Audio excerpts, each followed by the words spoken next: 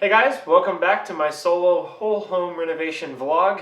You're watching DesignIY and today we're painting the bathroom. Stick around.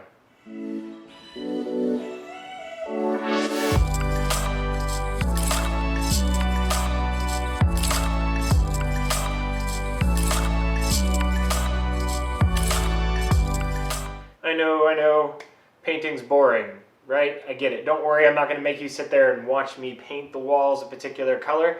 But today we have a couple exciting things. I'm going to go through some paint selection tips. And if you stick around till the end, I have, why I think I was the victim of some return fraud. Stick around, you'll see what that's about. This is something that like hardly anybody ever does because nobody wants to, get the time and effort, put the effort forward to get all these samples together just so they can pick a paint color because they think it's simple. You go to the home center, you see all these colors, you pick one you like and you go with it. It is not that simple, and 100% of the time if you do this, it will lead to a better end result. And that is picking the color based on the things that will be in the room instead of picking the color based on the colors that aren't going to be in the room. So you have to take the color and isolate it from all of the things that aren't going to be in the room. Now, fan deck is a good way to start, even though it does have all the colors. You can at least pick a hue or pick an area, see how bold or how muted you want your color to be. But then once you get your area, you're going to want to isolate the color from the colors that aren't going to be in the room to see how it works. And if you don't believe me that colors change based on what they're around, let me show you. All right, so we have two cards here. Let's take a look. This color called slate tile and this color called grizzle gray. Let's take a look at those two. You would say this is gray and that is blue. Well, really what's happening here is your mind's making a connection and you're like, well, this is gray and that's gray and this is closer to those, so this has to be gray. And if that's gray, this must be blue. But, let's just erase what we're looking at. And I'm going to exaggerate this for the sake of demonstration. But now all of a sudden we have that same slate tile color and we have what is very clearly blue. So your mind is already pairing these.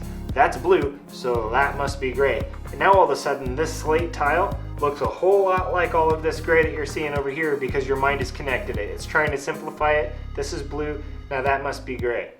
This just changed to gray. It used to be blue. Let's take a look again. Boom.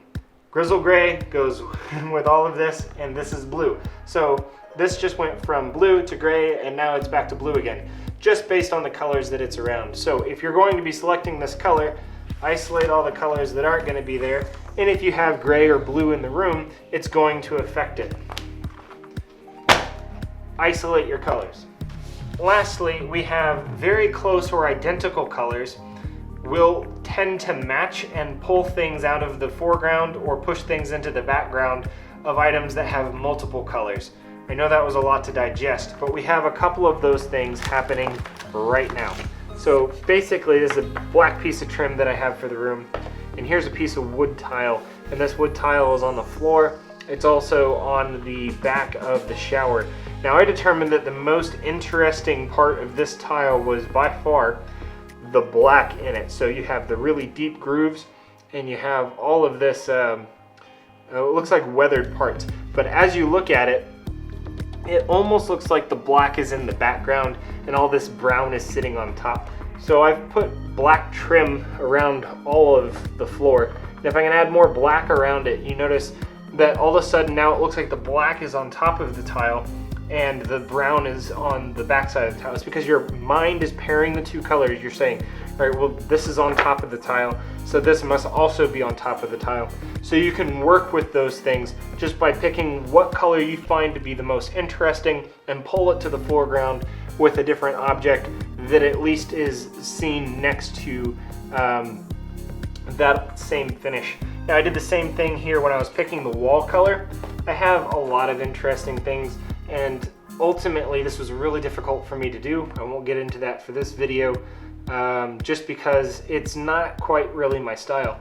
But I determined that if I was going to paint an entire wall something, and I didn't want it to have a color, I wanted it to be a neutral so that I could put the color in things like accessories or towels or whatever, Then I need to find a color that's prominent, that is just very, very neutral. So I found the lightest color that I could in this tile here. That still looked okay with white because I do have a white tub and I do have a white toilet and maybe some other things that white's a basic color. It's going to be present in the bathroom. It's another thing about this fan deck, having a fan deck, that I think is really cool.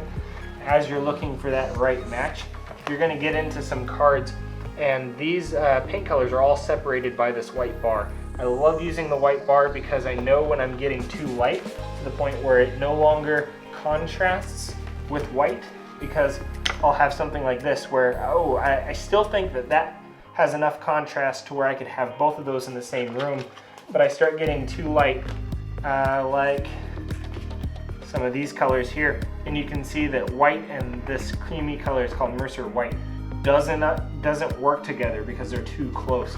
So I wanted to find a color, the lightest color in here, without going too light that it can't work with the white that's already going to be in the room.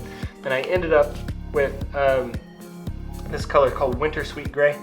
And long story short, I ended up with a darker color for the ceiling, which is atypical. It's a grunge thing, makes people feel on edge. I can't go into all of that because it'd be a video of its own, but that's what I ended up with. Dark ceiling, lighter walls. So you made it this far in the video. We have a paint scam for you. I believe to be the victim of a return fraud, or a form of retail fraud, where somebody returns a product saying that it's new or unused and they're lying. And here's the reason why I think it, and just a full disclaimer, that has nothing to do with the manufacturer of this paint. It has everything to do with whoever owned this product before I did. Take a look. I paid $36 a gallon for this paint, and anyway, it was going on like crap, like literally just running down the wall. I would expect that from like a cheap Dutch boy or something. I don't know, I've used a $10 gallon of paint before about 5 years ago, and it was better than what this stuff was going on. So I was in a rage, just really trying to get this stuff to cover, and it just wouldn't cover at all. I mean, I can see through it, until I opened up the second gallon. And the second gallon was like Venetian plaster in comparison to this one. So I'm 99% sure that I got a returned gallon and somebody used half of it, filled the rest of it up with water, and somehow it got back on the shelf, tinted, and given to me. So because there's no reason for the lighter color to be thinner than the darker color. The darker color has less solids, so it has more room for colorant, and the lighter color has more solids, so it has less room for colorant. So if anything, it should be the other way around. Not to say you can't already tell just by the back side of the can lid. Notice the consistency difference. This is completely flat with bubbles, and this one is still retaining its shape in the center, slowly relieving itself. So anyway, just note how the paint lands on the other paint and then instantly kind of goes under the surface.